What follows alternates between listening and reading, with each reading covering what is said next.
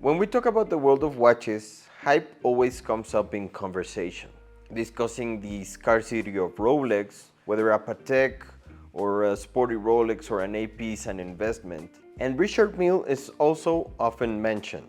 However, there is one brand that completely represents the opposite of all of these hype brands, and believe it or not, it's Patek. It's an extremely old brand that appeals to people with generational wealth. They do not seek to be known or to be the hype brand. They do not aim to be the most popular because on the contrary, and you might tell me, George, you're talking nonsense, because Patek has the most hyped watch in the world, which is the Nautilus. And you'd be right. The Nautilus was and is the most coveted watch by collectors and casual individuals alike, as it is considered one of the best watches in the world, and people pay prices worthy of an apartment to own this watch. And that's exactly why Patek discontinued this model. Let me explain why. Patek prefers to make a watch like this one instead of selling Nautilus. Now this watch that I have here is a Calatrava Pilot Travel Time. It's an 18-karat gold watch, which in my opinion goes unnoticed. If someone sees it, they really don't know it's a Patek. But how could it be that Patek would prefer to discontinue its most sought after and probably best-selling model? Generally, if a CEO of any company were to discontinue its most coveted and sold product, they would quickly be fired and replaced. Because from a business point of view, it doesn't make sense to discontinue your most popular product. But in Patek's case, it does. As I mentioned earlier, Patek is a brand whose main clientele comes from families that have had wealth for many generations. People who understand the value of being understated and appreciate the concept of quiet luxury, which basically is the foundation of Patek Philippe.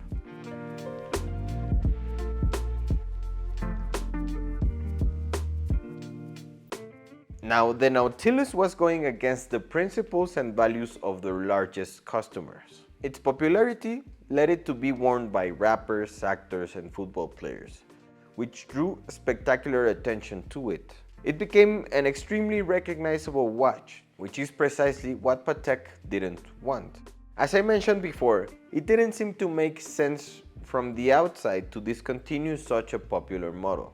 But I believe it's more beneficial for Patek to produce models like this one. This Calatrava is an 18-karat gold watch. And I think from a market and business perspective, Patek makes much more money selling these watches than selling any steel Nautilus. No matter how many Nautilus watches they sell, there's significantly more profit from this side. Patek has immense quality and even stricter quality control, but to keep these standards, their pieces have to be limited.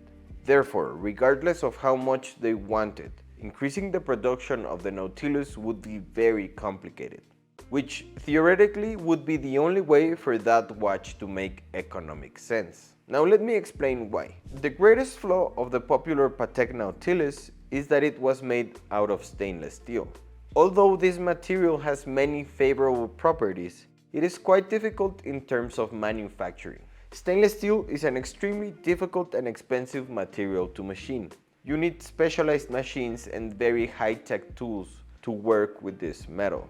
And this obviously adds to cost, especially considering the quality of finishing and polishing these watches undergo, which generally have to be nearly handmade. The artisan's time and the difficulty working with stainless steel will also add to the expenses. So I ask you, how expensive could a stainless steel watch be? And I mean retail price.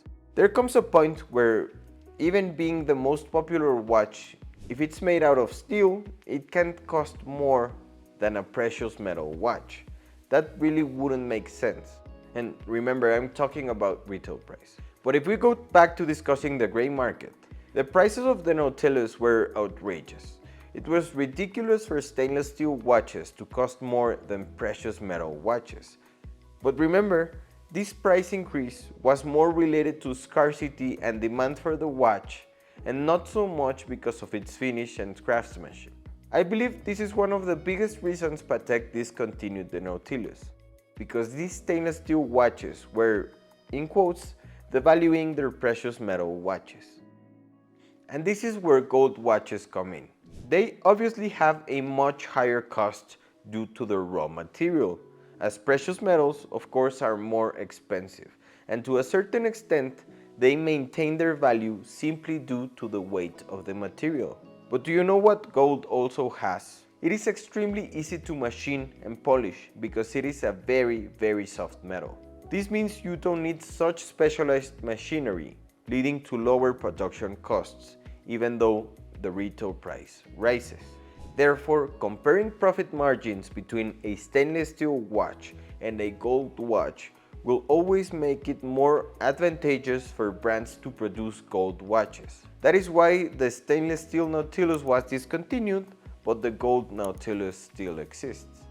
Now, Patek is a brand and a business, and obviously their focus is to sell watches and make money. But as a company, they also have to protect the interests of their clients. Patek understands this perfectly.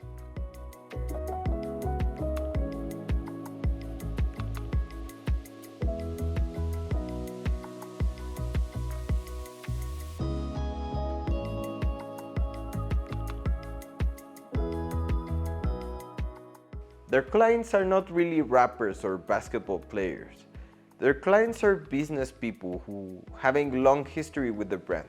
But what was happening was that the brand was becoming too common because almost anyone could own one. Obviously to a certain extent, but at least anyone could recognize them. And that's precisely what the brand doesn't want. So the obvious response was to discontinue the cheaper steel model and only keep the gold models. But let me know in the comments, what do you think?